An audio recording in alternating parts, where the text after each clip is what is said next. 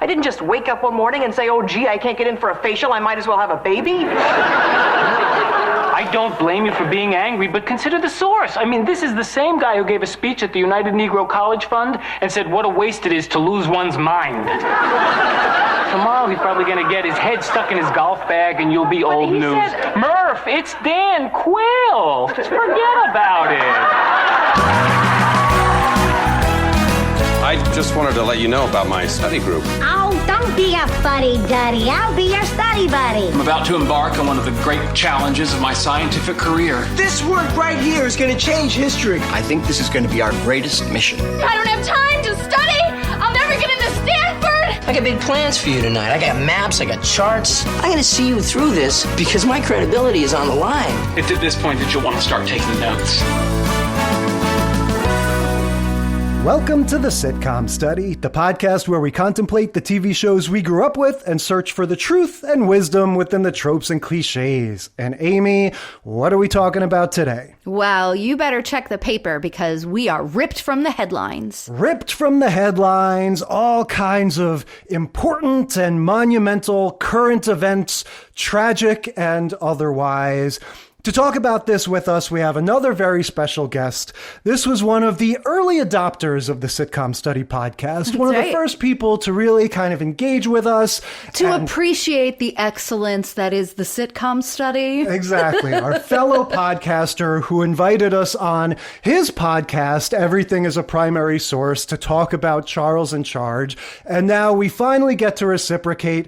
Eric Paul, hello. How are you? It's so nice to be here, Jay and Amy. Thank you for that nice introduction. And yeah, your show, I think, when it came up on Instagram, actually, that's how I learned about a lot of shows, including yours, was just, I said, this is exactly my kind of people. You're looking at, you're enjoying the sitcom, but you're not just watching it. You are dissecting it. You're really taking care of it and promoting what it has always done since its inception. And I think we're going to talk a lot about that today. Yeah, I feel like your podcast has a very similar sort of perspective as ours in that we all like to sort of talk in a sort of scholarly way about stuff that is maybe not that scholarly. So why don't you just explain what's your podcast? What's the elevator pitch? So I have been for a long time teaching social studies, and I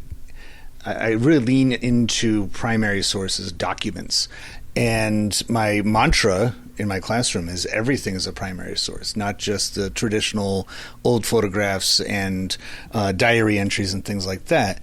And so in my classroom and now as a podcast, what we do is we take pop culture, everyday life type things, including TV shows, movies, music, toys, games, everything that you would consider to be just part of popular culture. And we dissect those to get clues about the time and place that they were made.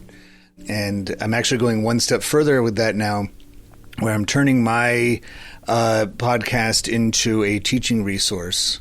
Where I love that. And I know I have some teachers among us, so this is a good pitch right now. I call it the Everything is a Primary Source project, and basically it is an oral history archive, because one of the dynamics of my show, not only do I do long-form breakdowns of this, where we take all the questions that you would use to dissect a item in a museum and apply those to, who made it, why did they make it, locations and things like that. That goes up onto everything-history.com in the classroom section. It goes in as an entry it's all organized by decade of the 20th century and a little bit before that. For some of the entries, there's already an essay contextualizing it and explaining what's going on. And then there's the audio to listen to.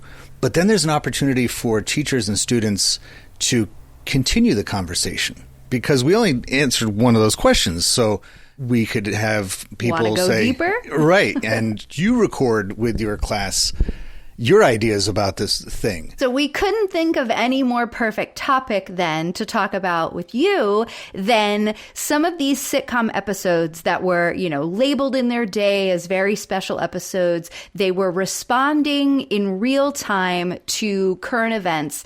And so there's all sorts of ways that we were all excited. We've wanted to talk about these episodes for so long. And then we were like, wait, we have to get Eric on to talk with us because this is it's the perfect crossover with Everything's a Primary Source, you know? Exactly. So go ahead, Amy, what is our lineup? What are our shows? So today we are watching WKRP in Cincinnati, Season 2, Episode 19, In Concert. Punky Brewster, Season 2, Episode 22, Accidents Happen. Murphy Brown, Season 5, Episodes 1 and 2, but it aired all as one. You Say Potato, I Say Potato. And Brooklyn Nine-Nine, Season 8, Episode 1, The Good Ones. There's so much context now with each one of these because we have the backgrounds of the shows, we have the backgrounds of the events. So starting with WKRP, we've covered this a couple times. We covered, of course, the infamous Thanksgiving episode. Also was a sort of ripped from real life kind of a thing, not necessarily a big current event, but that turkey thing really did happen. That is why. Eric, what is your history with WKRP? Is this a big one for you? It was one of those shows that I remember just being on syndication. I would stumble across it and flipping the channels or something like that as a young kid. And, you know, I'd watch it enough to be familiar with the general idea of it. And I remember when Frasier came on, I definitely wasn't the only one. I was only like 13 years old, but like recognized the symmetry between the two. And in fact, my understanding is Frasier was thought to be like, initially they were going to make it like an updated WKRP, and but they abandoned that. But that's why they had all those kind of goofy characters on KCL, because they were like, well, we're going to have this is going to be our ensemble. It's going to be all the different wackiness that happens at a surround radio him with station. another like workplace type comedy. Yeah. I was thinking it was a lot like Murphy Brown, like watching this on the same time as Murphy Brown, like that same sort of like the characters populating the different positions in the TV station, radio station. Yeah. Well, and Frasier took a different direction. They decided to make it more about the family, and then, you know, Roz being able to like kind of dip in and out and have wacky characters at the radio station that weren't the main characters of the show. Yeah, so this is called In Concert. This is all in response to a 1979 stampede at a concert by The Who. The Who is a British band, you know, one of the key British invasion things. I think you have to explain to the listeners who The Who we is. Actually might. If younger people listen to this, we might. If anything, they know about The Who because of all the CSI or TV Tommy, shows that use the Who songs theater. as their theme songs. That's true. But yeah, this was a 1979 event, and of course, stuff like this has happened since. This is a horrible thing to contemplate, the idea of being trampled in one of these, you know, stampedes. So were you guys, this is obviously a little before our time in terms of... Yes, this happened 2 weeks before I was born. All right. I was about 4 or 5 months old probably at this time. Was this something that either of you guys were aware of as a news story? When I started looking it up, right? Because like when we were kind of starting to think about and, you know, curate episodes that would fit in with this trope, I had this sort of vague recollection of the end, watching some documentary about the end of festival seating and how there was this big thing that happened where people got crushed, and that was what changed the tide and like turned like cities against having general admission, you know, first come, first serve seating. And so when I realized that it actually did happen in Cincinnati just a few months before the episode aired, and there's all of this crossover because it was the stadium or the arena that this WKRP would have been promoting a show for anyway. And it was this Cincinnati was the first city in the country to outlaw festival seating because of this event. So I was like, oh man, there's so much crossover and it was so real. And for both the cast and for the actual city, you know, that was being celebrated. And so I was like, all right, this has to be the one. Well, and now that you're mentioning it, this is such an interesting overlap that both this and then Murphy Brown are going to benefit from this wild sort of synergy or coincidence or whatever you want to call it, this idea that real life presents you with this thing that you can respond to that is bizarrely specific to your show. Right. First, it's going to be this horrible tragedy that occurs right in the town that is in the name of your sitcom. Right. And then it's going to be a politician, decides name checking you. Decides to talk about your character. Yeah, that's crazy. And you can understand why they sort of felt the need, you have a sitcom about a rock and roll radio station in Cincinnati where this thing happens. It's almost like it would be irresponsible to not make an episode about this. And so that's the conversation, right? The show was like, we want to do something. And all of the police chief in Cincinnati and the station manager of the, WCPO or whatever the local TV station is there, everybody was very hesitant to allow there to be a funny sitcom about this real tragic event when so many people in the town are mourning their children. Because the people who died were all high school kids. They were the smallest people in this crowd of 18,000 that ended up getting crushed.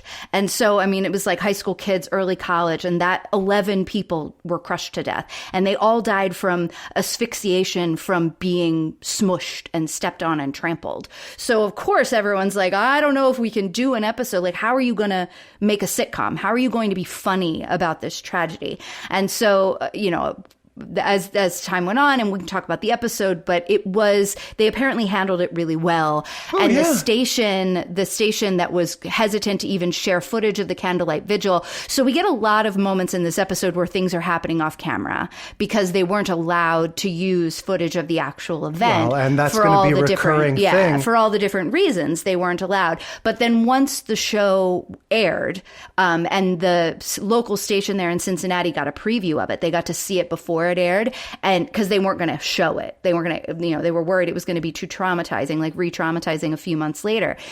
But they were like, this is so respectfully done, thank you so much, and ended up airing it. And then the slate at the end of the episode was meant to list all the cities that had already enacted the legislation of getting rid of festival seating. And at the end, even though there were other cities that had done it, Cincinnati was the only one that they discussed because they were, not trying to step too far into the political fray at the time. Well, and this is such an interesting parallel to the Punky Brewster episode that does the same thing. It cuts the episode in half. Right. And has the before the tragedy and after the tragedy. And there is this huge palpable change in the tone. And like you're saying with this WKRP thing, their solution to the problem of taste that you're talking about is basically the second half is not going to be funny. Right. There might be a few jokes, but it's we're just going to take everything super seriously in the post trampling, half of the show. Yeah. But the first half of this is all just sort of like a normal sitcom. It's all just about, let's get ready for this concert. We're getting tons of Howard Hessman, right? Again, this is my into this show as a big head of the class head. It's just, to me, this character, this wacky DJ character. Head of the class head. It's like if you found out that your dad or your teacher, if you will, used to be some wild DJ and then now you get to see it, I just love seeing him be not Mr. Moore, being this other character. And it even made me wonder, this DJ character, he's supposed to be very cool, but he also talks in this kind of nerdy kind of way. And it reminded me a little bit of Lester Bangs, at least the way he's portrayed in Almost Famous. I'm sure they're pulling from a lot of those subculture figures, because kind of like KACL in Seattle in the 90s, it's a very eccentric station. It's all over the place as far as format. They have the rock guy, and then they have a blues and jazz show, and then they have, serious news people all in the same station. I think that might have been one of the reasons why the show was successful and why people liked it, is because as listeners to the radio, we just get one dimension of everything, so to get that inside scoop of what's happening, and like you said before, it's very similar to Murphy Brown. We get, usually the way that the news is read to us or any of those magazine shows, it's just somebody looking into a camera, but we don't know that there are dozens of people behind the scenes making it work.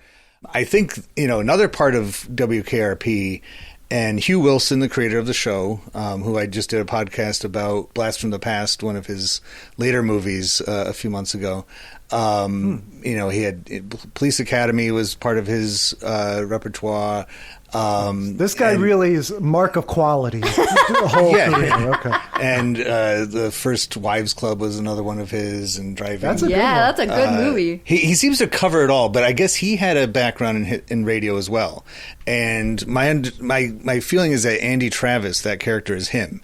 Because in this episode he mentions Atlanta out of nowhere. He just says, "I remember when I worked in Atlanta, we had something like this happen." And I think when they chose Cincinnati with the call signs WKRP crap, it's kind of like a crummy channel. When they chose Cincinnati, like, okay, most people's understanding in this country of Cincinnati is pretty much nothing. It's like the Reds and the Bengals, and that's pretty much it. Most people are not super familiar with blank slate. And it's one of those flyover cities. Right. And I hate to say that, but I don't know much about Cincinnati. And so they probably felt, we can play it safe because, we're not going to get these big real things happening that we have to react to. If a show's set in New York, I think for most New York shows, they're just kind of like, well, things happen here all the time. We really can't react to it all. We're just right. And like New York becomes a character in your show, whereas Cincinnati is a nice bland backdrop for the most part that doesn't have to necessarily become a charher in your show. It's even in the theme song. They kind of like, I'm hiding away in Cincinnati. Like, nobody can find me here. Just listen to the radio if you're passing through. And so I think that's why this episode was made, because this thing was very specific. And they're like, even though I assume they filmed it in LA, they're like, we need to... If we are the show, that in the name of our show is the actual city where this tragic event happened, and we are pulling from a similar audience. I don't know if teenagers are watching WKRP necessarily, but their parents probably were. And their parents, their level of concern, next time kid wants to go to a concert anywhere in the country, let alone Cincinnati, they're going to be... Yeah. Like, any rock concert. I was kept from concerts for a long time, because my parents... they grew up in a town. My mom saw the Beatles twice at Shea Stadium. But I'm pretty sure they had their seat. They had a ticket assigned to them where they were, kind of sitting. But with these kinds of things popular, because this is like nearing the end of the second generation of rock and roll fans. The rock and roll concert has changed a lot by 1979. It's not the same experience even in 1964. Where kind of orderly society, here's your seat, ma'am. By 1979, it's, punk rock had shown up by then, hard rock, heavy metal was showing up, and the Who kind of dabble in each part of those kinds of scenes. A concert like this could definitely give people pause or be like, there you go. And we see a little bit of that with the characters in that post-tragedy roundup where they're all going back and forth. Yeah. And the same kind of thing repeats. Yeah, like I don't go to rock concerts like that. I don't go to concerts at all. Yeah. Well, let's talk about that. Before we get into the second half, that's all about the tragedy. The first half, the more sitcom-y thing, is going to focus on Howard Hessman trying to get somebody to come with him to this concert. Right. He wants to have a date, but not. He'd prefer it to be a date, but then not. Right. That's why first anybody will do. Yeah. He tries the sexy young woman who works at the radio station. She turns him down, and it's ultimately the boss. We're talking about how this fictitious radio station sort of is neither fish nor fowl, and part of that is because of this culture clash amongst the employees, right? And this Arthur character, the boss, he's the one who's against rock and roll music in general. Right. And his kid really wants to go, and he's like suckered into taking his kid by his wife, even though he doesn't really want to go to a rock concert, nor does he want his child to go, but he kind of reluctantly gives in and is going to take him. And so we get that perspective. Yeah, well, and you mentioned there's this B-plot going on throughout the whole episode where this boss guy, I wrote down he looks like a villain from the 60s Batman show because he's wearing this facial mask. Like the Riddler. And then, but when it's time to actually go to the concert, he puts on like a trench coat and a hat. Yeah, he while looks he's like still a wearing G-man. the mask. He looks to me like the Spirit. Do you know the old-timey comic strip, the Spirit with the hood, with the trench coat and the mask? And then Howard Hessman, who's also going to the concert, puts on, he's like dressed all in black with a coat and like a cap. And so he looks like a cat burglar. Well, his whole thing was he was trying to like hide the fact that him and his cool persona is going to a concert with this like old man and child and doesn't have a hot date. Yeah. But so the two of them just look very ridiculous. Like one of them's in the trench coat and a facial mask. One of them is, just all in black in this sort of cat burglar ninja type thing. And they tee it up. They say that, several of them are like, oh yeah, we have to get early because the seating's first come, first serve, so we should get there pretty early. So some of them are talking about that. But then the station manager guy, he, like the boss, Mr. Carlson, he's like, oh, well, we have seats. But yes, you're right. We should get there early, so we can get in and get to our seats. So it's kind of established that there are these different tiers of like, general admission, festival seating.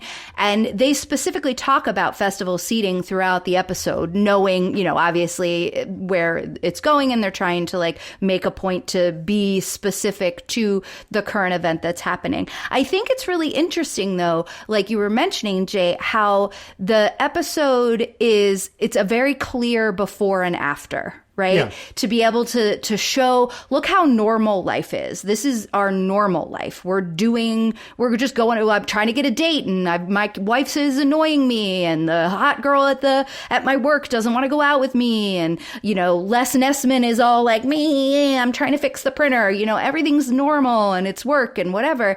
And then it's that marked shift in tone when the next morning they come back and they're all just sitting around the station and is this weird silence, which you rarely hear in a sitcom. It's just them like kind of staring blankly, in the middle distance, just kind of grappling with these very big emotions and feelings and everything having been present last night at the event. Yeah, it's super abrupt too. Like if we're watching it on some YouTube version or something where they've cut out the commercials, so it really is just like instantaneously. They're like, we're off to the concert. Here's a last joke for that scene. Ha ha ha ha. And then it just cuts to like, they're all sitting around like it's a funeral. They keep using the phrase lost their lives. They keep saying 11 people lost their lives, like it just really has that sort of grave vibe to it, It seems like sitcoms are turning a corner throughout the 1970s of getting more topical and getting more realistic. Think about All in the Family and its offshoots and everything of being very real life centric. And this, we know it's not the first example of taking things from reality and applying, because most people watch sitcoms to get away from, it's escapism. You don't want to be thinking about what's on the news. But it seems like if we do these, like you said at the beginning, a very special episode every now and then, like we don't see it in the 60s and the 50s because they're just like, we're not touching that with a 9-foot pole. We're not going to go anywhere near something that's going to get people. We want slice of life. Our adults don't even sleep in the same bedrooms. And the thinking I think was like, it's comedy, right? Like this is a comedy. Comedy is for laughs. They might take broad themes and work with those, but this is a real corner being turned with this of but they go back to pretty traditional ways of dealing with it. Everybody has, I'm going to go to the bar and drink, because like that's how, and that's, everyone's like, okay, like that's, and then you're going to come back later and do your shift drunk. And then, everybody's kind of coping with it differently. The whole second half of this is just this sort of like ruminating, contemplating. The boss character is just racked with guilt, right? He just keeps saying, I was there. I I was enjoying myself. I gave away tickets. Yeah. Now, this is the same character who threw the turkeys from the helicopter, right? So he had the great idea to have the turkeys thrown from the helicopter. So this guy is just constantly like having to face the results of his own actions. But the thing that is so funny to me, you know, we were talking before we started rolling, Eric and I, about the CPGBs and the punk shows and everything. I was not expecting this angle of general admission seating is the work of the devil, and how this, like we've been talking about, this episode doesn't only ruminate on the tragedy of this, it really has a policy-based specific solution to advocate, and that is the end of this, what they call festival seating and general admission seating. It is a bit odd seeing this in the show. They almost like want to look right into the camera and say, vote on House Bill, you know, whatever, city ordinance, you know, section 3C. It's odd how specific it is. But then I also find this concept odd because as a lifelong concert goer, general admission seating is very much alive and well. So like, I don't know if it has to do with like the size of the venues. It does. And so it's like, yeah, when I go to Madison Square Garden to see Pearl Jam, have an actual they're not seat. going to say, do what you can, sit wherever Right. you want. And so I guess that aspect of it makes sense. But because so much of the shows that I go to, you know, with music especially, are still, you know, your Irving Plazas, your smaller place, right, where it is still just a big old mosh pit, and they just say, you know, just leave you fend to your for own yourself, devices. fend for yourself, right? No, so that's exactly right. It's an arena, and this, like, so the story with this venue, this arena is, yes, okay, so like you're saying, in Madison Square Garden now, and venues like arenas, you will have a specific seat. You're going to pay for a specific ticket. They don't leave that, what they have, what they call now is floor seating, where you still have a specific seat or a specific ticket. That is what replaced this idea of the festival seating, which is no seating at all. It's you're kind of pouring in, and it's all one big like mass of people. So it sort of sounds like, in broad strokes, they introduced the concept of thinking about safety when you're planning these things. And so there had been talk of it in previous, like there had been talk of that not being necessarily safe and things before, but there had never been, you know, like a tragedy of this scale. The other thing that happened, there was a couple of like a confluence of events, right, in this situation. So 18,000 people showed up. They oversold they oversold their capacity. Mm-hmm. So, and the Who was late doing their sound check. So the doors were supposed to open at 6:30, and at 6:30 people started trying to push to get in, and people were getting smushed up against the glass. And the way that you entered into this level, the plaza level where they had to enter, was across this little like overpass bridge thing. So that whole tight little area that was just a little bridge compressed the crowd inward and then forward. And then at 6:30, the doors didn't open. So the crowd started kind of moving and surging. And then you could hear music from the inside because they were doing their sound check. And people thought the concert had started and they weren't in yet. And so they pushed even further. And one of the cops who was there, realizing that like this was hitting a critical mass and there was nothing they could do about it because they couldn't get the crowd to loosen up, said that the crowd at one point when that music started playing compacted itself. It was already tight. It was already like people were having a hard time breathing. It compacted itself again by a third the minute the 2 doors or 4 doors that opened, and they could hear the music even farther out. This is like making me like anxious even thinking about this. Yeah. I'm imagining those like the computer generated zombie horde in World War Z that just like climbs over the 2,000-foot fence by itself. And that's exactly what was happening. People tell the stories of the people in the front of the crowd were squished and people were falling down. They weren't able to breathe, and they started lifting up limp passed out people and crowd surfing them backwards to the back of the crowd where paramedics were. And so they're like passing bodies over their heads that of people who were passed out and couldn't breathe or maybe even dead. And then people were like walking on top of others to try to get up to the front and like swoop in through the doors. I mean, the whole thing is just terrifying. Yes, nightmarish. Absolutely. Yeah. And so, like we said, the sort of the dual resolutions, the multiple denouements, if you will, to this episode is we get the policy thing of within the show, they say, we're going to make a commission, and then we get the text telling us that they did pass legislation about the festival seating and the general admission, like we talked about. On a more sort of character level, we get this boss character strengthening his resolve to be a rock and roll station, right? This guy. That's the other worry, was that everybody was going to blame rock. Rock music was going to be to blame, not the safety problems and the festival seating problems. We should mention The Who, again, for all you youngsters out there. The Who was one of the bands that really popularized this idea of like smashing your guitars at the end of your concert and stuff. Like really that's sort of what we think of as that rock and roll energy of just like mayhem and destruction.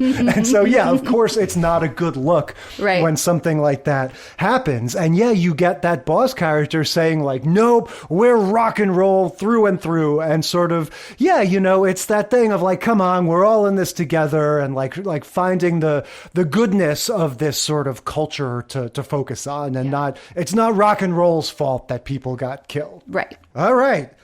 Moving on to Punky Brewster. Punky Brewster, Season 2, Episode 22, Accidents Happen. So what is your history with Punky, Eric? Are you? Oh my goodness! He's holding up a photograph of all of the astronauts that were on the Challenger. So I grew up in New Hampshire, and in the 1980s, and of course, Krista McAuliffe was a teacher from Concord High School in New Hampshire, and it was a big deal.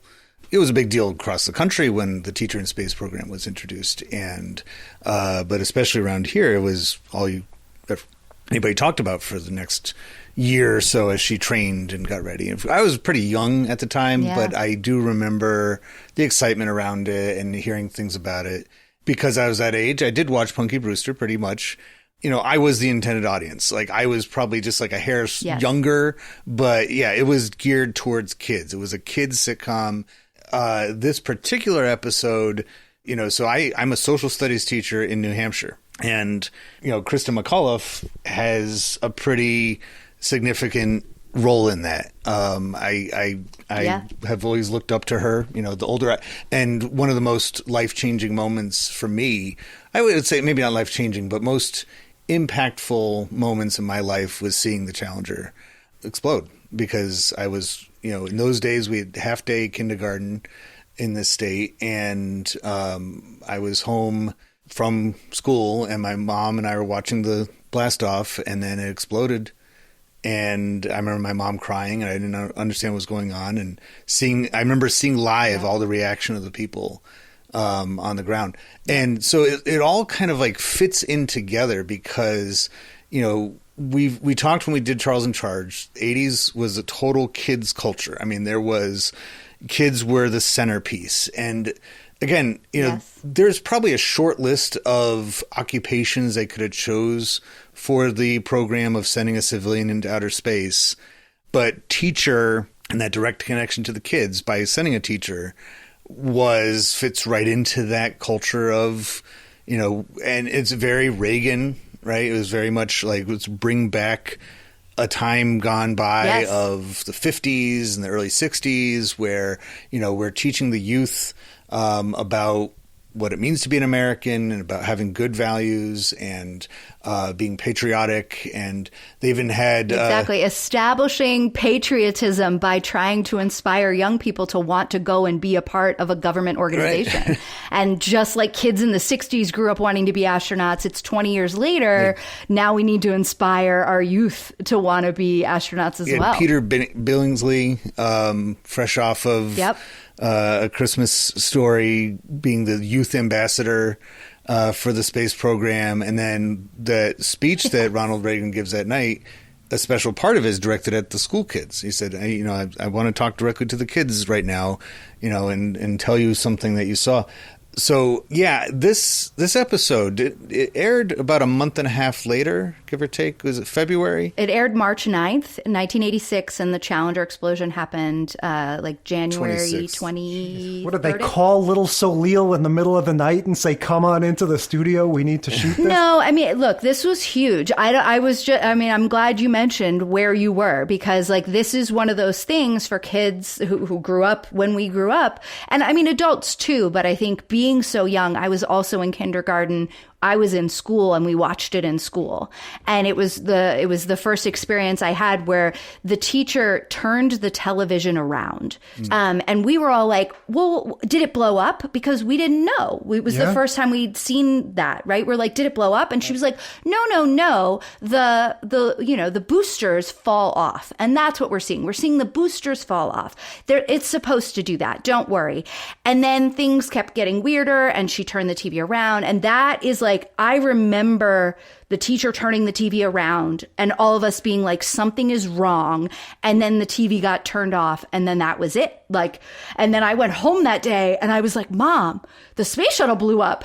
Just like what happened with Punky. And so, for me, when I watched this show, just a couple months after I had that real experience, it was one of those moments where I was sitting there watching Punky Brewster, and I don't know if they did enough press or anything publicity wise beforehand that my mom knew that was going to be that was what was going to happen. But I was like, Mom, Punky's doing the Challenger. And so we're sitting together and we're crying. It was just another one of these moments where the sitcom actually became a conversation point in my family. Like what with Webster and Setting the Fire. Such a oh my gosh, I have goosebumps just watching and talking about this episode. One of the things that hit me as a sign of the times in this one is on career day, the different careers that the kids are showing off, including Margot's game show, Vanna White. Can we just pause on this? Let me interrupt you before you make your point.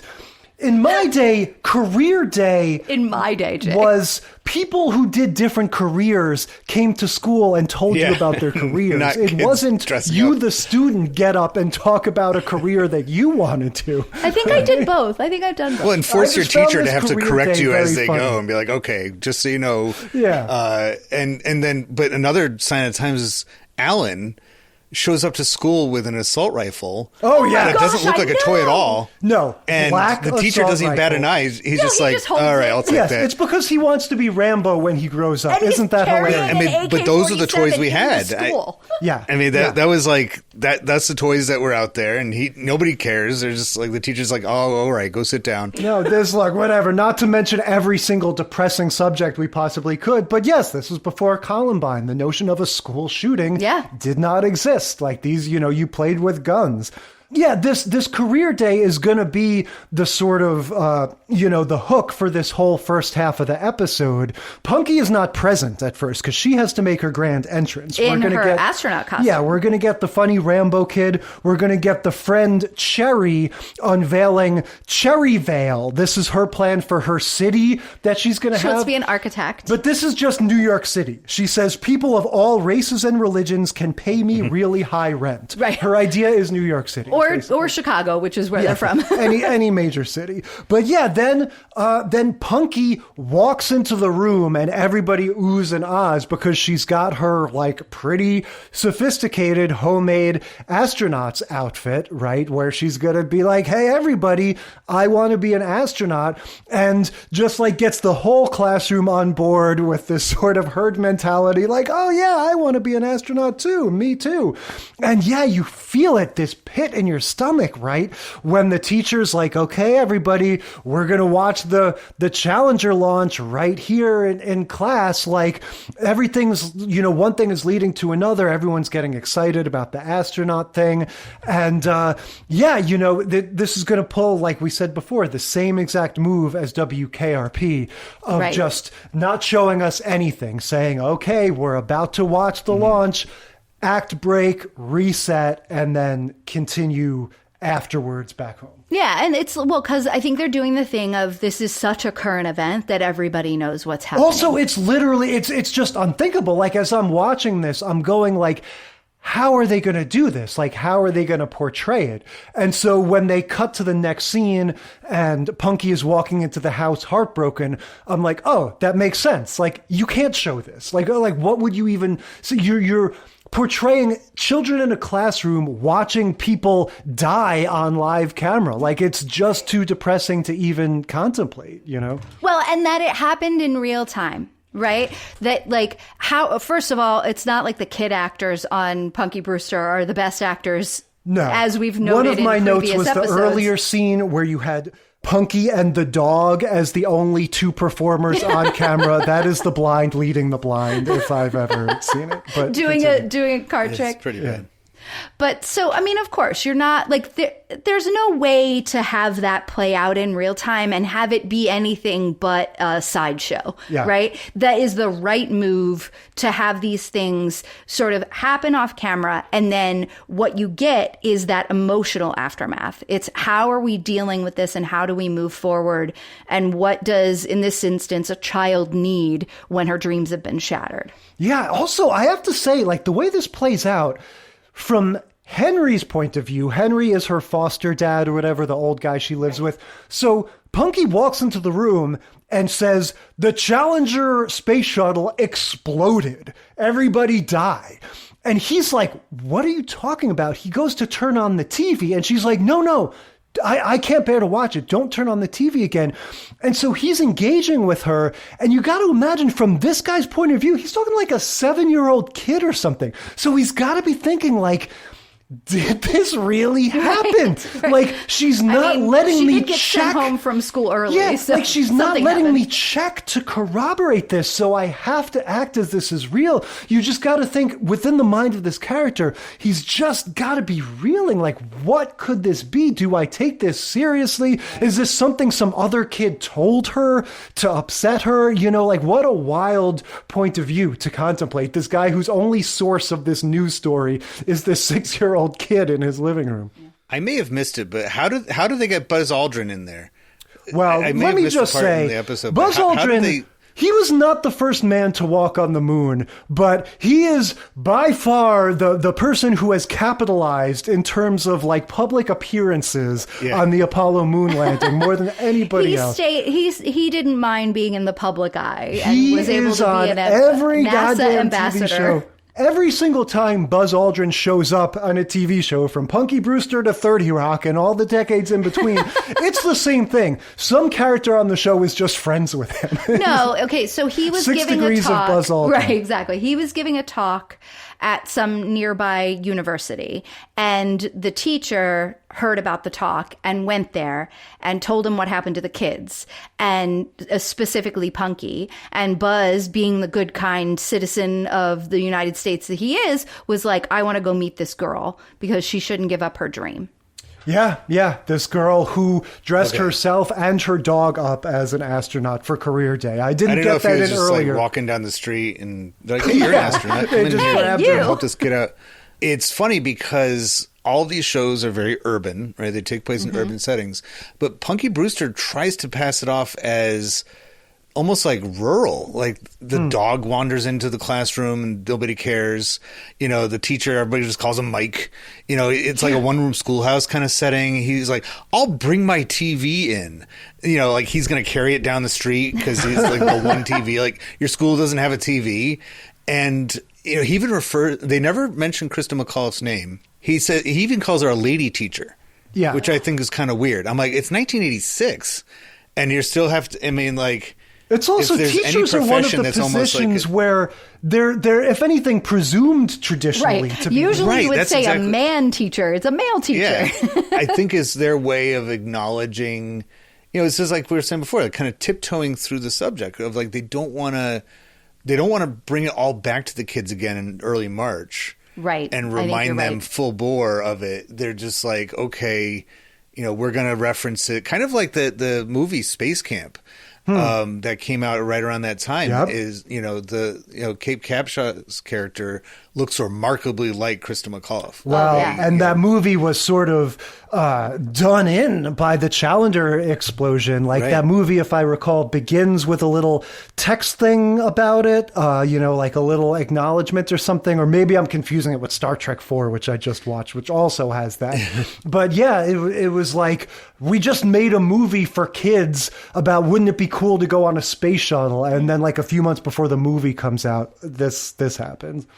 And there's, in order to have drama in the movie, right, there's going to be some like scary thing happen. Yeah. Yep. Yeah. Kind of like all of the plane hijacking movies that were meant to come out around 9/11. Yeah, it's wild. The dynamic in that classroom, the kids are all sitting, cross-legged on the floor and talking move about... the desks out of the way. Let's have a restorative circle before we called them that. Yeah. One of the kids says, I kept thinking that the astronauts would be rescued by Mr. T, which is a little bit silly, but they're getting at what, even as an adult, I still balk at this circumstance. And the Challenger remains to me one of the things, and I don't want to put out the wrong message about this, but when the vaccine was first being introduced, right? And even though I am fully in favor of vaccinations. Oh boy, where are you going with this, Jack? That skepticism that we all have of like, oh, gee, like the people, even the smartest people in the world,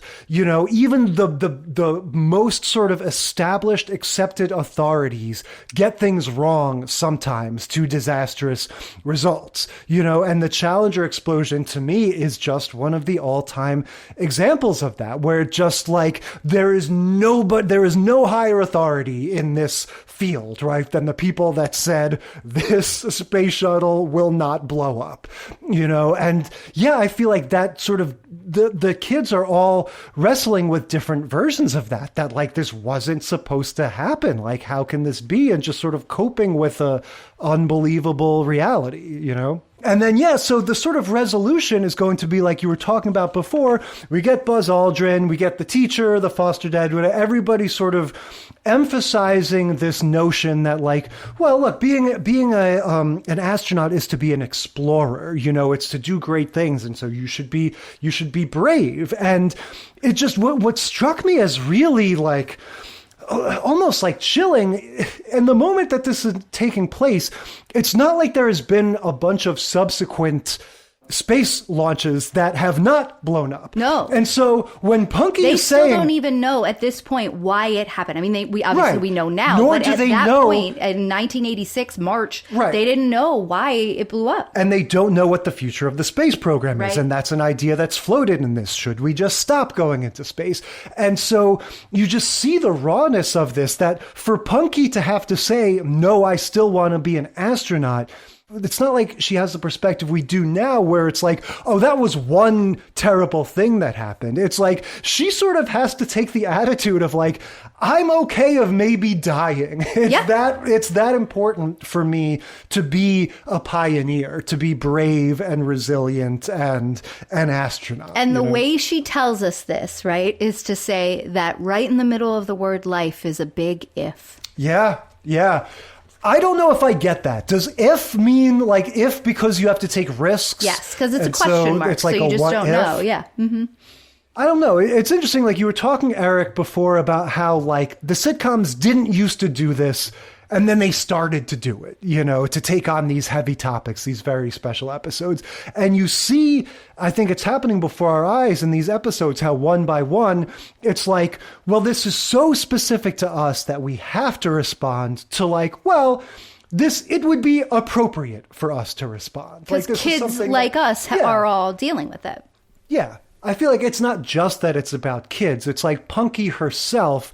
I don't know if it's been established that she wanted to be an astronaut. Let's assume it hasn't. It still just fits in perfectly. Like, of course, Punky would idolize this astronaut woman and stuff. So, yeah, it still feels like very much sort of hand in glove in terms of taking on this story.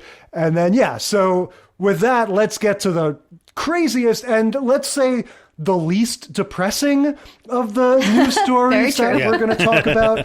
Let's move on to Murphy Brown. Murphy Brown, season 5, episodes 1 and 2. It was aired as a 60-minute special episode. You say potato, I say potato. And just a fun little note, that very first potato in our title there has a E at the end. Does anyone remember that story? So you guys were talking about how you were in kindergarten for the Challenger thing. Yes. This was all over my middle school experience. Yes. Dan Quayle being a big dummy, getting himself in trouble in the media all the time. Eric, do you remember all this? Do you want to explain for the youngsters both the potato thing and or the Murphy Brown is, a blight on our society thing? Sure. Well, I remember vividly because I grew up in a very conservative household. My dad was in the Air Force, so whenever I say that, always people evoke images of me like having to salute every morning, and we do like nothing like that at all. Classic major dad. Very situation. major dad-ish. Yeah, called him Major Dad. Girls just want to have fun. The Sarah Jessica Parker character, right? You had the whistle to come down in the morning, and you were like, "Yes, sir." We were very critical of shows like that because I'm like, my dad didn't even wear a uniform, but we, kept up with the news, and he was a big Reagan fan, and we watched Murphy Brown as a family pretty, whenever it was on. And so when this story came up that Dan Quayle, what a dumb move to use the name of a character who's also the name of a show, which he had to have known that was going to be the immediate reaction. Oh, yeah, he spelled potato wrong, too. But in a spelling bee against a little kid. Well, you know what, though? I wonder if he thought that it was an easy win. Because that was an election year, 92. And so it was during a vice presidential debate or something related to that. And he criticized the way that Murphy Brown depicted single motherhood, glamorized it, and made it seem like it was something to be strived for, that men are irrelevant, that women can take care of kids, and Murphy Brown, a successful TV journalist, could handle it maybe more than average viewer of the show could handle it. And so that was the point he was trying to make, but it didn't land at all. No, not at all. Yeah, this was part of a larger... This concept of family values was a big buzzword in the early 90s, right? Yes. This notion of this was, because this was still at a time when other sexualities and stuff, it almost went without saying that those would be demonized and marginalized. Yeah, we didn't have Ellen yet. Ellen wasn't out, and so, we weren't in that situation. Anything differing from your traditional, Leave It to Beaver, Donna Reed, whatever sitcom reference Mom, you Dad, want to use. 2.5 kids. Yeah, was, the family values was this sort of euphemistic way that they basically used to conceal bigotry, basically, and just prejudice against anything other than those heteronormative things. But yeah, when this happened, right, it's just so funny. The reason why it's so perfect for the Murphy Brown writers is the reason why everybody made fun of him so much, which is Dan Quayle talked about Murphy Brown as though she was a real person. And part of it is like you're saying, Eric, it's because the name of the character is the same thing as the name of the show. But when you take his actual words, he is talking about Murphy Brown as though he was talking about a real person. And I remember my teachers in middle school, roasting this guy, saying how much of an idiot he was, and sort of echoing the general sentiment that people had, which is, doesn't he realize that she's a fictional character? Isn't Dan Quayle dumb because he's talking about Murphy Brown like she's real? And I would argue that that's not, that kind of misses the point of what he's saying. Yeah, I think it totally misses the point. What he's saying is objectionable for various reasons, but he gets that Murphy Brown is a fictional character. Right, and he's saying that, we shouldn't have our fictional characters be telling these types of stories. We should be better. Right, exactly. And that to have the protagonist of a show like this be doing something like this and have it not be condemned is bad for the moral fiber of It's our almost country. as if he was acknowledging what we were saying earlier, that sitcoms had joined dramas as far as being reactive to the culture and informing it and stuff. And so in some ways it actually shows him being more astute. When in season 4, when she gets pregnant, this was a big deal that it was like she had the whole like, am I going to keep the baby? You know, because she's over 40. She's very successful. She's single. It was it was like a one night stand kind of a thing. There's this whole like, who's the father? And she kind of never tells. And then it might be, Scott Bakula's character who only comes in every, little while. I forgot he was in it. So that was like this time whole traveling over the place. And like, how is this kid going to be raised, without, and she works all the time, so going to have to get the nanny. Like there was all of this, and it really was. And I think one of the reasons that kind of left and right sort of laughed at Dan Quayle immediately for sort of latching onto this was that most of season 4 was her grappling with this issue in all of these ways. It was not a cavalier, like, I'm just gonna have this baby and the world is stupid if they judge me. It was all of the things. And so it was, the singleness and the being a woman and being able to do this. And can I, I have the right to choose, but do I want to choose that? And so even people on the right were like, you can't, like, she chose life. That's what we're saying. She didn't have an abortion. Are you really going to come down on her for choosing to have this kid? I didn't even think about that. And so how much more do you want to micromanage her life? Right, exactly. And that was like the immediate response, right? Bush, who was president at the time, Bush 1, was like, hey, we're happy that Murphy chose life. Yay. And then he kept getting questions and he was annoyed with people and he was like, I told you I don't want any more questions about this stupid TV show. Like he just was so over it. And the media just, people just like grabbed onto the story because it was there were so many ways to question why that was the character that he decided to pick on. And what he was trying to go for, and what I think is even more humorous about the whole situation, is that he was in a debate with Al frickin' Gore, who, when they got elected, Tipper Gore launched the We Hate Rappers campaign like 6 months later. Yeah. So it is just wild to me that this like, oh, those Democrats, they're so bad at family values. They like people like Murphy Brown. And then immediately, you've got Al and Tipper Gore being like, oh, rap stars, they're so bad. They're ruining family values. It's all the same racism. I mean, talk about the sign of a leisure class country. So true. And the Cold War is over. I mean, we just had the war in the Middle East, and now we're spending all of our time talking about the vice president, who nobody ever cares about the vice president. Unless he acts stupid. And the vice president commenting on a TV show. And it's like those, I believe the newspapers that they show are actual newspapers with banner headlines. And Quayle has a cow. Yeah. And the Bart Simpson kind of relationship there, because that was another show that was getting criticism from all people. Bill Cosby. It is the perfect confluence of what we're doing in this show. Like, did it matter? Did it matter what we watched on television? Yes, that's people were zeroing in on this stuff then, and a lot of that just has to do with this. Hey, we got nothing else to do. We got. But sign of the times definitely, but also. I mean, could you have lobbed, I'm thinking of a big slugger of the time, Mark McGuire, a fatter beach ball? It's like this character and her news program, her news commentary program takes place in Washington, D.C. Yeah.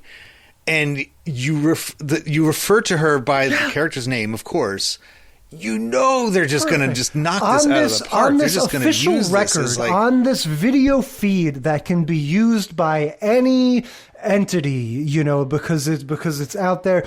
Yeah, so this is a 2-part season premiere. Right. So I can only assume what happened is this whole news story, this whole thing must have happened somewhere in their hiatus, right, in the summer leading up to a presidential election in November. And the writers were like, thank you for making us relevant. Yes. So this is a 2-part episode. I feel like we can kind of simplify the sort of watch-along aspect of this by saying that the first part of this is mostly devoted to the sort of fish out of water comedy of Murphy being a new mom, right? And all of that kind of stuff. She holds her baby like she's Michael Jackson holding the baby out the window. Yeah. She is uncomfortable. She's an uncomfortable, unnatural sort of mother character. She doesn't, like, she feels, we're seeing all of the kind of bellwethers of postpartum. She doesn't know what she's doing. She is all alone because, has come home with this child. This is before they made you name your baby friend before you left. So she's still trying to figure out what the baby is going to be called. The baby is 4 days old and not named yet. There's this great moment. It's right in the middle of this 2-part episode, and they play it kind of before the break and after the break. So it is the center piece of the hour-long episode. And they play the clip, the actual Dan Quayle debate clip where he says Murphy Brown's name, and she's sitting there with Frank having had this whole conversation about like how to hold the baby, how to rock the baby. And she's walking out of the room to go take her first shower in a week. And she was like, did he just say my name? And she goes from feeling very fish out of water, totally out of her element, to snap back into it. She is Murphy, the Murphy that we know her as. And she is like, who does he think he is? I agonized over this. Do I look glamorous? I'm not glamorizing anything. I'm lost. I'm confused. Like, and it's like point by point by point, like very clear, like personal reaction. Yeah. Her in the rebuttal, like you said, they show us that clip. And in this last scene of part 1, before we move on, just like you're saying, Murphy reacts in real time and basically gives us the crux of her rebuttal. Like it's a handful of things, but she's referring to the poverty of values that Dan Quayle is talking about. It says that she glamorizes single motherhood, and that's something that Murphy leaps on immediately. I feel like we see she's like a predecessor to Tina Fey's character in 30 Rock in this way, where she's like, I'm going to be very competent and on the ball, but glamorous career-wise, but and so she really has fun with like, does this look glamorous to you? And Frank's like, no, of course she's not. in space disgusting. PJs. And she just enumerates the basic sort of the abstract almost of what her response is going to be. That this was not the notion that this was cavalier, the notion that this was something that wasn't taken seriously is patently absurd. I thought about this to death. I thought about what the impact would be on me, on the child, like just one by one, like all of his notions, just sort of dismissing them. And then we're going to get the second part, which is the whole aftermath of Murphygate. Also just another very funny or very sort of specific sign of the times thing. Miles has a joke. I've had so much Mylanta, I'm coughing up chalk, right? I don't even remember what Mylanta was, but I just know it was a thing. It's an antacid that you drink.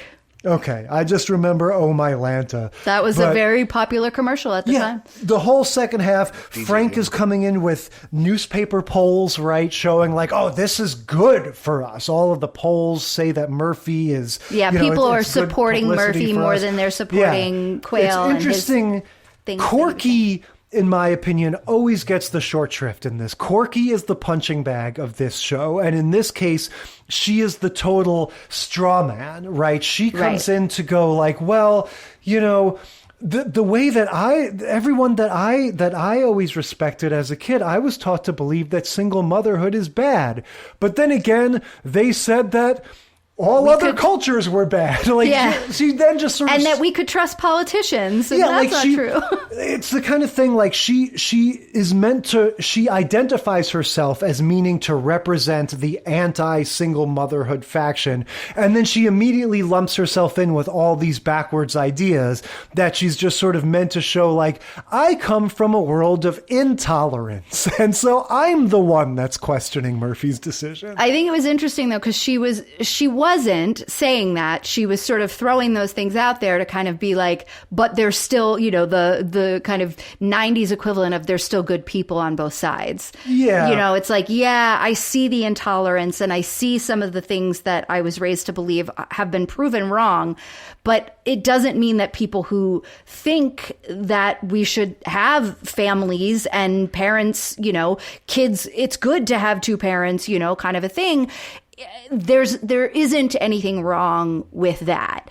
And I think that was kind of the thing that that Candice Bergen came out and said about Murphy Brown, which was like, no one's saying there's anything wrong with a 2-parent household. Like, it's great. No. It'd be great if that could happen. But to say, and then this was like in the episode television show where she had her response, her like official response, that was her point. It was to say that to deny the existence of these families that are non-traditional as families is wrong. And to blame the woman, because that's also part of what Corky's saying is she's going like, y'all, I just thought that like if a woman has a baby without a husband, that's evil. She's bad. Like, yeah. And that's the part that the show is implicating is like, yeah, of course it's not saying you're bad if you had a normal traditional household, but this notion that like there's this weird presumption or stigma, if you will, about single motherhood. I think that's what it's saying. Corky, it's almost like unexamined for Corky until she starts talking it through. Yeah. You know? Of all the shows that we watched for this episode, this is one I actually laughed at. Oh, you mean because it didn't involve the deaths of multiple people for no reason? Go figure. Yeah. Right. Well, because it was funny throughout. That was one big part of it. But I also think it was just because that era is when my sense of humor was really coming online.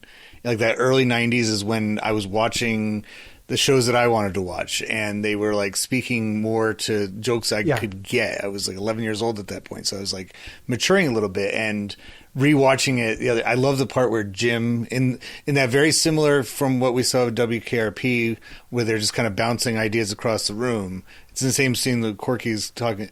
Jim, you know, pipes in. He's kind of like the Sam the Eagle in human form. You know, that's Peter what Jennings I always call him.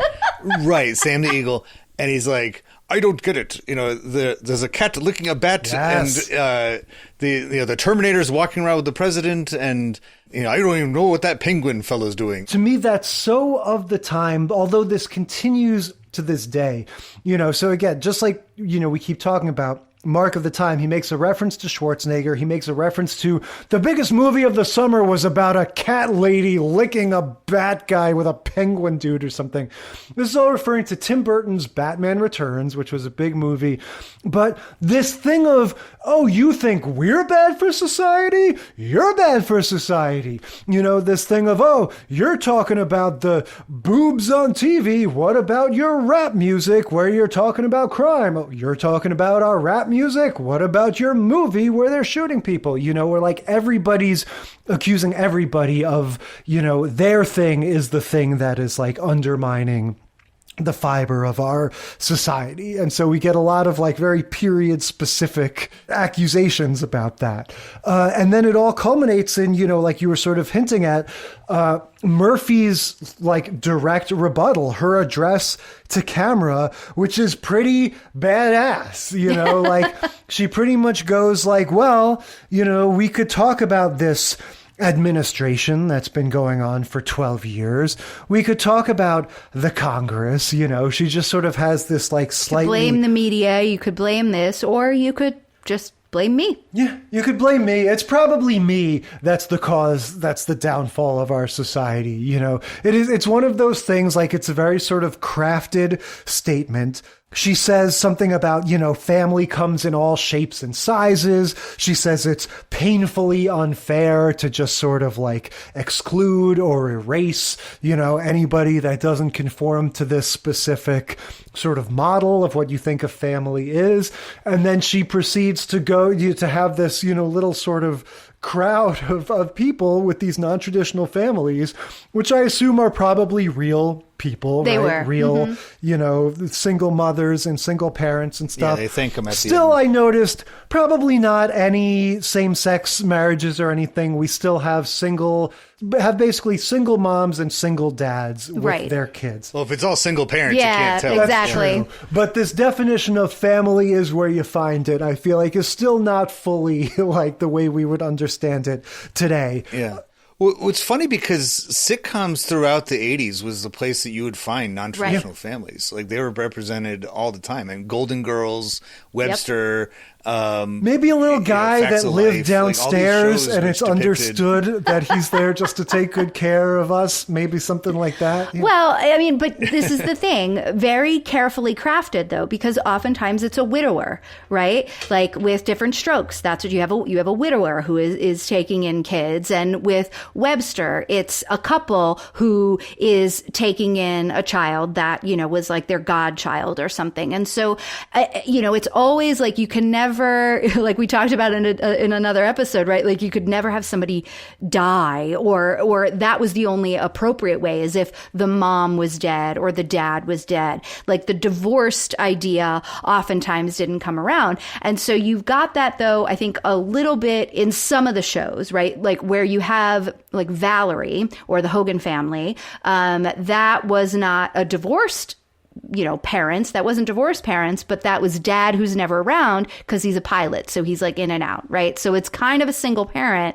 but there's a caveat. There's still a dad there. And then, of course, Valerie got written off because of contract issues. So then it was like the aunt who was raising the kids and the dad still wasn't around because he wasn't even really written in the show. I think so many times they're tiptoeing around having these non-traditional families exist by saying that someone has died. So they're like making it okay, or, like the dad's too busy or something like that. Yeah, it's like a situation that's been foisted upon them.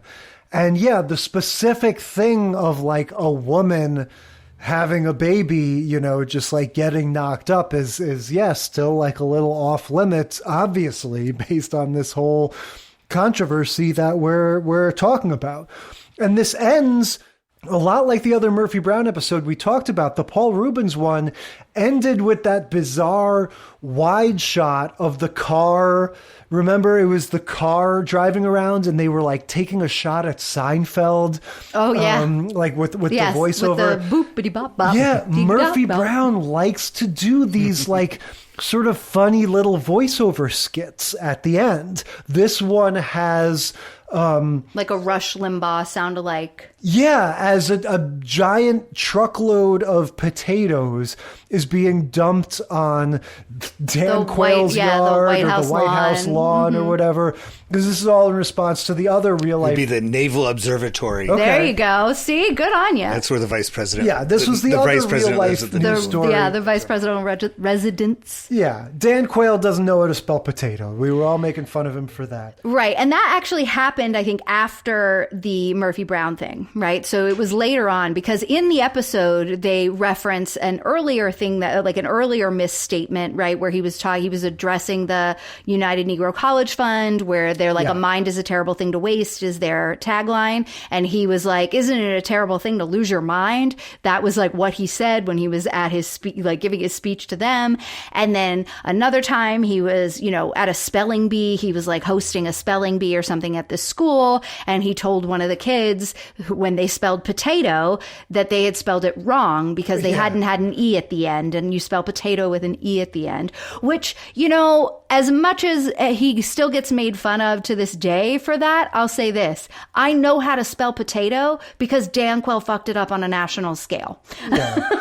He crawled so that we could walk. That's right. That was June 15th. June 15th. Wow. That he did the potato. June 15th, 1992 is the potato incident. Crazy. They couldn't have asked, the writers were just like, oh, thank you so much. Thank you. You just gave us a title of a show and you gave us an entire summer to work on this thing, and thank you so much for making just the best way to start a new season of Murphy Brown. Absolutely. Yeah. But I would say the real genius of this episode is that the real sort of like mitzvah that it does to advocate for all the single moms of the world is just the way it draws Murphy's life. Like the way it gives you such a sort of honest, like sort of candid but funny portrayal of her. I feel like that's the real like statement that it's making. It's like, it's not casual, it's not like evil, it's not anything. It's just this sort of, it's hard. Being a mom is hard. Being a single mom is harder.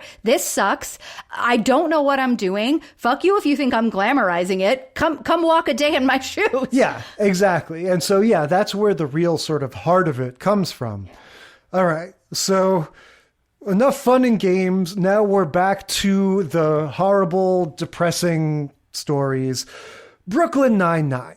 Season 8, Episode 1, The Good Ones. Yeah, so we've talked about Brooklyn Nine-Nine once before, I think. I was all in on this show when it was on. Eric, were you a Brooklyn Nine-Nine guy?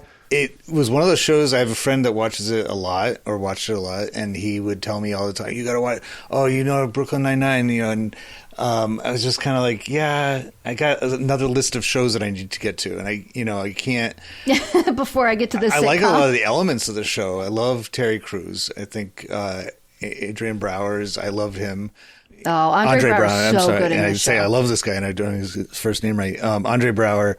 The style of the show is not my favorite kind.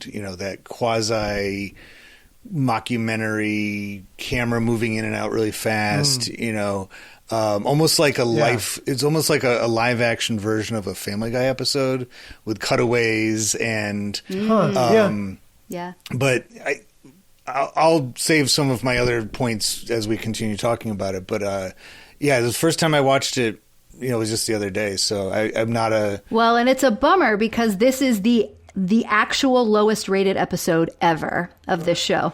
Well, part of it is because this was one of those shows that had that thing of it was canceled and then brought back on another network or something. So it was on Fox for 5 seasons, and then it had 3 seasons on NBC. So this was the last season on NBC. And I guess they were kind of shedding viewers. Well, so they had this issue, right, because of, and that's what this episode is trying to address this, right? So their last season, or their season 7, so before this episode, this is the beginning of season 8. Season 7 was short, and there were only 13 episodes, and it aired from February 6, 2020 to April 23rd, 2020. So that was the last season that, prior to this episode, and it was all airing, and it had all been shot prior to the pandemic, but it was airing during lockdown. Right? February 6th to April 20th of 2020.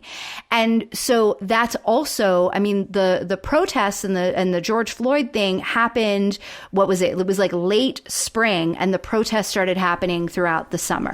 Right? It was this weekend. It was Memorial Day weekend, right? So everything, all of these episodes aired before the George Floyd death happened and all the protests. And so they're grappling, they had shot 4 episodes of this new season that they had to scrap totally because it was, everything was defund the police and there's police brutality and we don't trust our police officers and we have to look again. Whereas this show had already gotten criticism for years about portraying cops as like happy-go-lucky and like not addressing any of the shades of gray that go along with policing in this country. And so they had already gotten flack for that. They were trying to think about how they might come back after, in the wake of George Floyd and Black Lives Matter and all the protests and everyone being locked inside for so long, just staring at the television, being cynical about vaccines, being cynical about the origins of the virus and feeling like they were being lied to and just getting angrier and angrier about that. And so they're like, what do we do? How can we talk about this?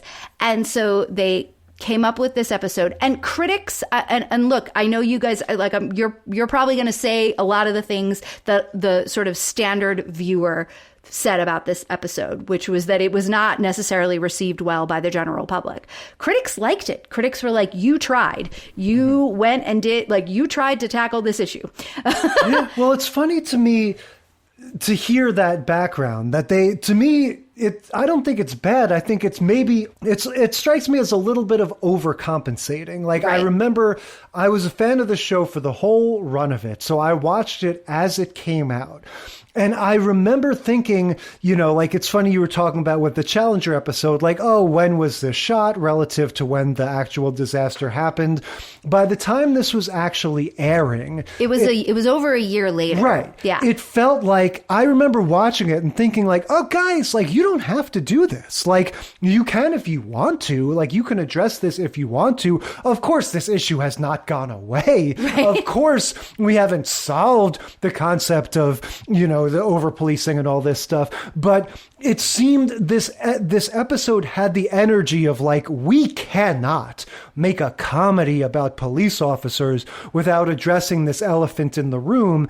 And by the time it aired, it felt like, for some of us, I don't want to say the wound had healed. I don't want to like make light of what happened, but it felt like this was no longer at the center of that discussion.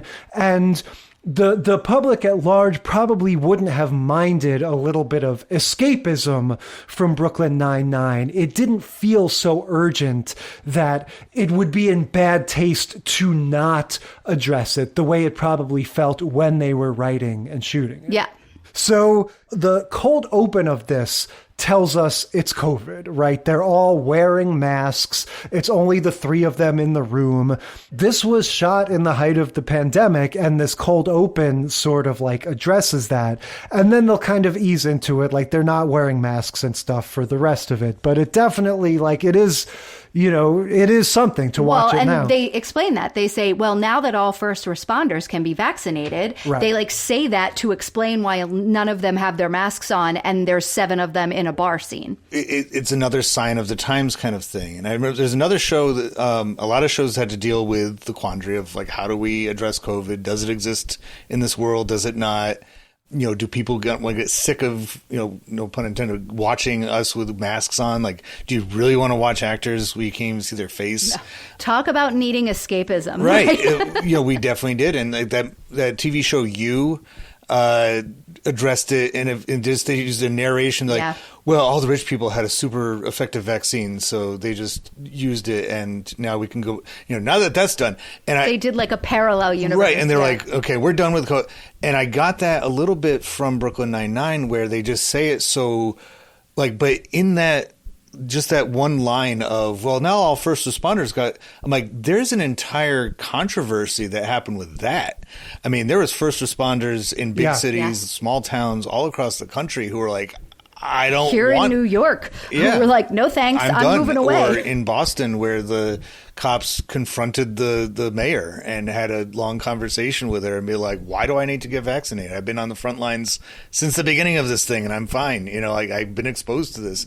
And all those controversies, like, but like you were saying, it's, they have Andy Samberg's character who is just goofball. Hey, I'm a cop. I'm a cool cop. How do you do an episode of this show when the whole point of it is silliness to like go the other direction? And that's, I mean, look, this season had 10 episodes. It was like the narrative that is out there now is that trying to grapple with who they were as a show. And yes, it's season 8. And yes, they were dwindling anyway.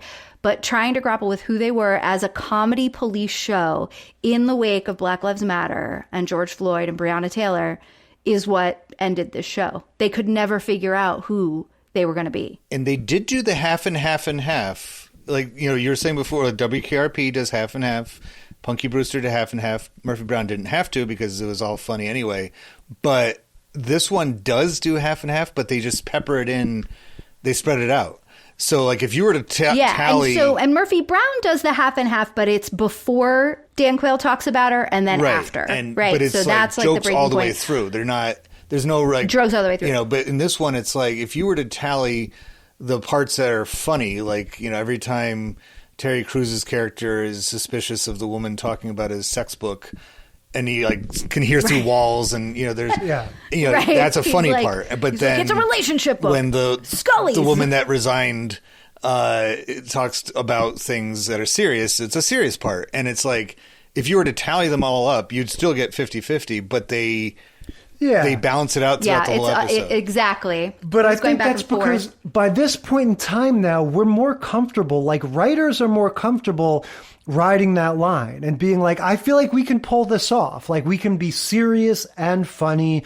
We can, we can rise to that challenge of sort of respecting the gravity of this subject matter, but also knowing when to pepper in jokes. Like, I feel like there have been enough examples of that. And I thought they did something smart, which was they used the performative racial awareness happening in Joe Trulio to become a joke as well. So you've got Joe Trulio is listening to podcasts, and he's doing the I'm listening, I'm learning thing. And he is always trying to throw out knowledge. He has the kente cloth. We should have seen him on Juneteenth, and you see him walk through with, the African Exactly. garb on. He's always trying to throw out, I'm listening to this podcast about how bad white people are, and just I'm listening and I'm learning. That was where he is, which is a very true I was just gonna say, I know, I probably was that person. This is lampooning a very real stereotype, especially at this specific moment in time,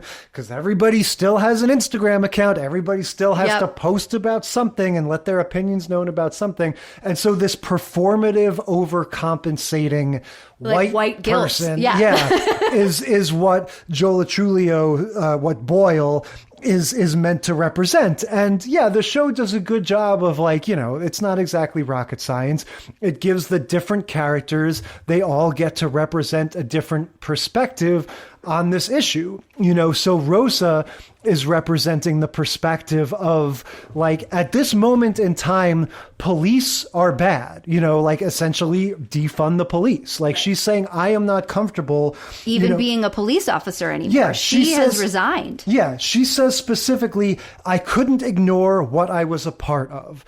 Sandberg's character, Jake, is meant to represent this notion of we acknowledge all of the evil, all of the bad things that are done, but we have to figure out a practical solution from within this current system that we have. And that's kind of the crux of the episode, right? The episode is called The Good Ones, and he's I'm one of the good ones. I know what it sounds like when I say that. And we have this repetition. This thing happens where he goes through his whole speech of being no, but I'm one of the good ones. And I know I'm not one, I'm not one of the good ones that says I'm not one of the bad ones that says I'm one of the good ones. I really am one of the good ones.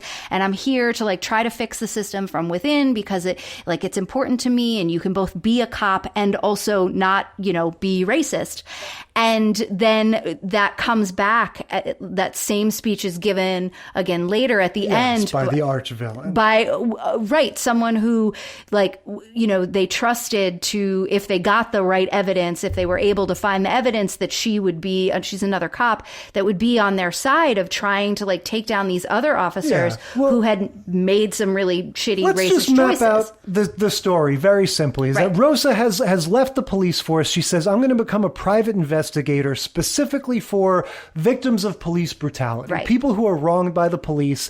I'm going to use my connections, my expertise, and help them. And so one of her first cases is this young woman who's been harassed by the police, and Jake is let me help you. Let me show you I'm still a police officer. Let's combine forces or whatever. He's trying to make his point that not all cops are bad. And, he happens to know the lieutenant at their precinct, the precinct where these two officers precinct are from. 74 as opposed to the 99. So he knows the, lieutenant over there because he used to work for her before he came to the 99. And so he's we can trust her. She too is one of the good ones.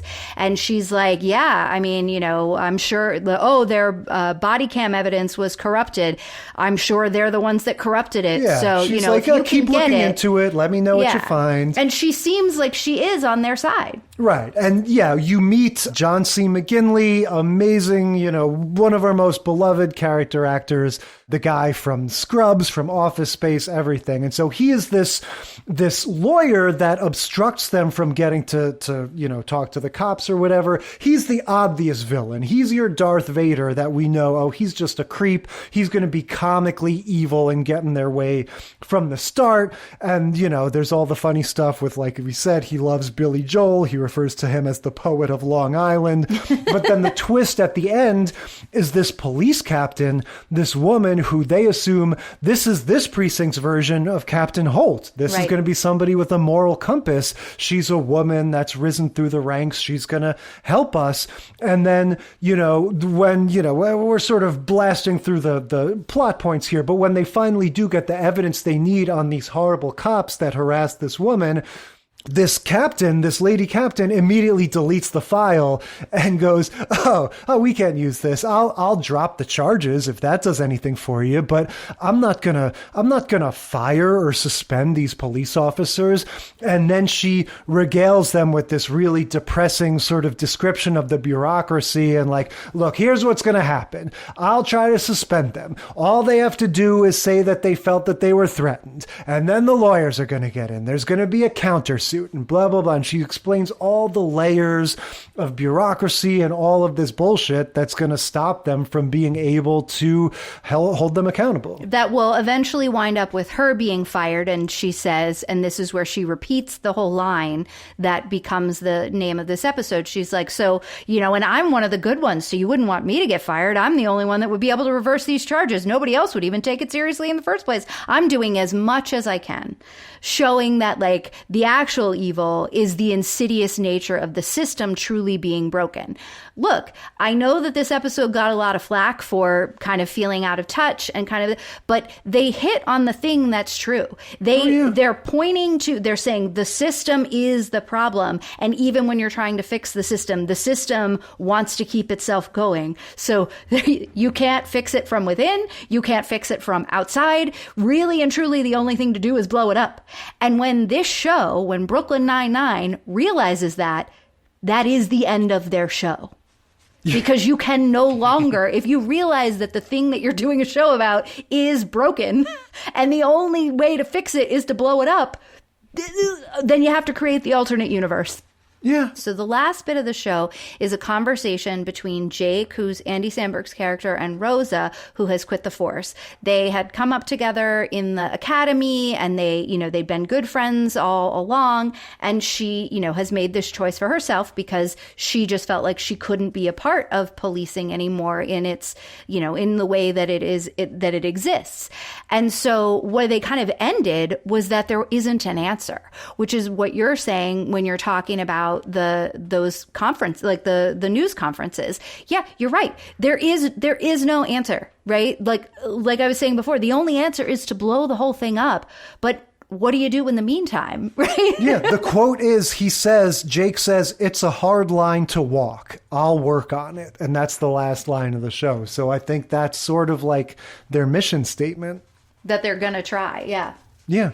And that there's, it's just like, I don't know. So many people's mission statement was at that time, too. It seemed like a lot of people were having that, like, I'm a work in progress. I'll keep working. I'll do this. I'll try to be more sensitive to different things. I mean, it reminded me of I remember hearing a statement from maybe somebody I knew right after 9/11, where a lot of people were joining the military to get college money and things like that. And they're like, oh, I only signed up for that. I didn't know I was actually going to maybe go to war, deployed.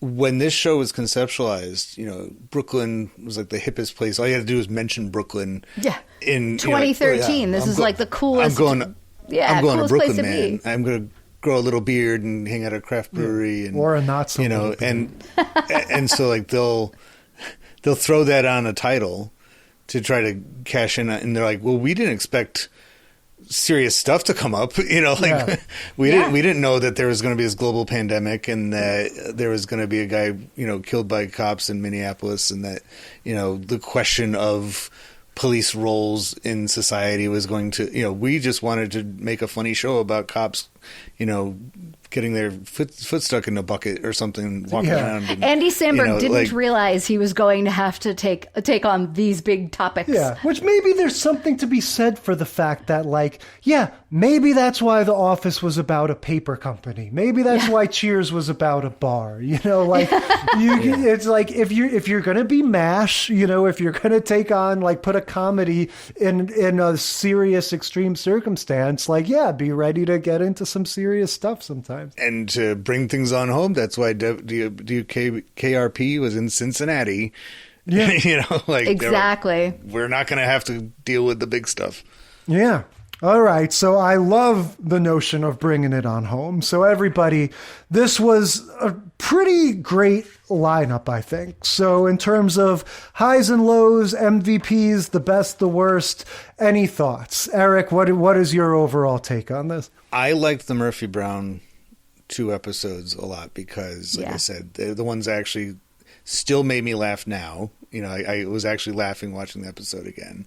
I loved also, like we said, it didn't involve tragic, terrible things around it. It was more of a, just a silly misstep by the vice president. Nobody got hurt. And in real life, he gift the fake baby, a little elephant, like that. Mm-hmm, a little elephant, so obviously, because Republicans, elephant, right? He had to do that, and so it seems like it was, that one I like a lot because it was like.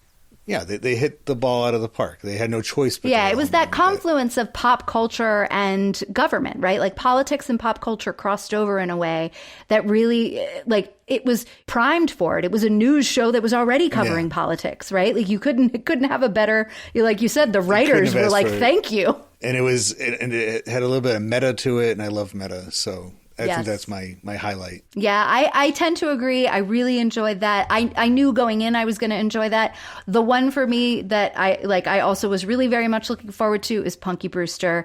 I had forgotten which of my memories were my memories from my kindergarten class of that happening and what was on the Punky Brewster episode because they're so entwined, put together in my brain as a single entity. So that was a really fun, I really enjoyed watching that and seeing that again as an adult and being able to kind of realize the both cynical and heartwarming ways that they were, in the 80s, we were trying very much to shape our youth and how are we making sure that our kids and it just the whole the Buzz Aldrin and the look for the heroes, the Mr. Rogers of it all, that they were trying to just kind of bring it back to it's okay that bad things happen, kids. We can talk about hard things. We can stiff up our lip and get through it. You don't have to give up on your dreams. And it has none of the thing that we have nowadays, which is the over-therapized talk, right? There was none of you're dealing with these emotions and the journey that you're on. It was none of that. This is very Gen X, right? It's going to be okay. You just keep your eye on the prize. Sometimes bad things happen. Yeah, these were all pretty good in that. I think none of them are the thing I said before about sitcoms just kind of sticking their nose in and making, having the Fresh Prince do an episode about gun violence or something when nobody's really asking him, all of these feel sort of organic and appropriate and they're really responding to something. They're all really solid. In some ways, it's funny. The Murphy Brown ones are always interesting to me because I didn't watch them that much as a kid. And so I'm always so curious, it's going to be so smart and funny. And I feel they're always a little bit less laugh out loud funny than I want them to be. But there's always the line I wrote down in this one, when she's complaining about the baby, Eldrin says something about, let me go in and get something from the baby's room. And she goes, that kid can hear a marshmallow hit a carpet a mile away. He's got the ears of a Peruvian fruit bat. That was a great 1-2 punch of a line. And there's some sort of Doonesbury-esque humor when she makes some knock about I guess you should be on the president's economic advisory team or something. Yes, very smart humor. And the audience, studio audience cracks up because they get it. Snooty little jokes like like that. But overall, I always feel like, oh, I definitely like Murphy Brown, but like, I almost wish it were a little funnier. Like it had the goods a little bit more. Like it's almost the opposite of my Perfect Strangers experience, where I'm like, this is going to be so stupid. And then I watch Perfect Strangers and it turns out to be really funny. With Murphy Brown, I'm like, this is going to be so smart and clever. And it is. But like I said, it's just never quite as funny as I want it to be. In terms of like the laughs, it's always just Brooklyn Nine-Nine. Like it just brings it, because to me, like it's not dopey and tropey the way the old ones are, but it has that, you know, Joe Latrulio and Andre Brower and all the people we're talking about. Like it just, you know, we didn't mention Jake loves disguises and aliases, so he gets to do his Mitch something or other, you know, where he dresses Mitchell Erickson, which I was like, oh, Marshall Erickson from How I Met Your Mother. Yeah, so like comedy-wise, I feel like that one kind of gets my vote, Brooklyn Nine-Nine. But honestly, like just as a piece, they're all really fun. You know, like as fun as it can be. Yeah, to deal with these heavy topics. Yeah, dealing with children being stampeded to death and whatnot. So look, Eric, this was great. You know, discussing all this with you and just the knowledge you have at your fingertips and everything. This was really fun.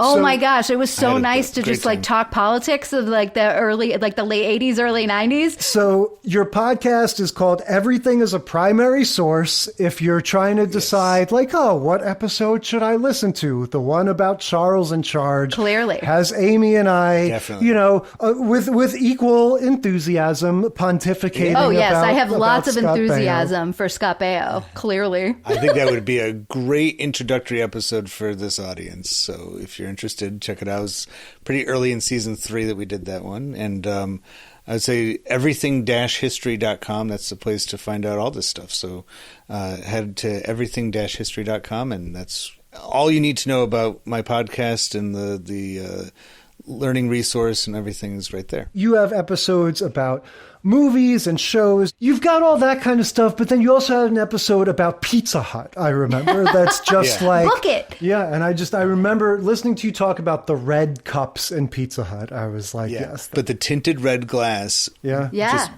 opened up that memory for us of... And it was probably around the same time as like the next day after watching... You know, you go vote for, you know, the 1992 presidential election, then go to Pizza Hut right after. And because you have your personal canned pizza for free because you read all the books. Exactly. You got the book and everything. It was just the perfect, you know, so that's what it's all about, is just finding, you know, history embedded in everything that we take part in every single day. Yeah, right on. All right, so much for the current events, for the ripped from the headlines sitcoms. Amy, what are we talking about next week? Next week, you got to get out your camcorder because we're making some movies at home. We're going to watch Growing Pains, Season 5, Episode 25, Ben's Movie. Doogie Howser, MD, Season 2, Episode 8, Revenge of the Teenage Dead, Community, Season 1, Episode 3, Introduction to Film, and It's Always Sunny in Philadelphia, Season 5, Episode 11, Mac and Charlie Write a Movie. Yep, the homemade movies are next week, and until then, we will consider this segment of the sitcom study concluded.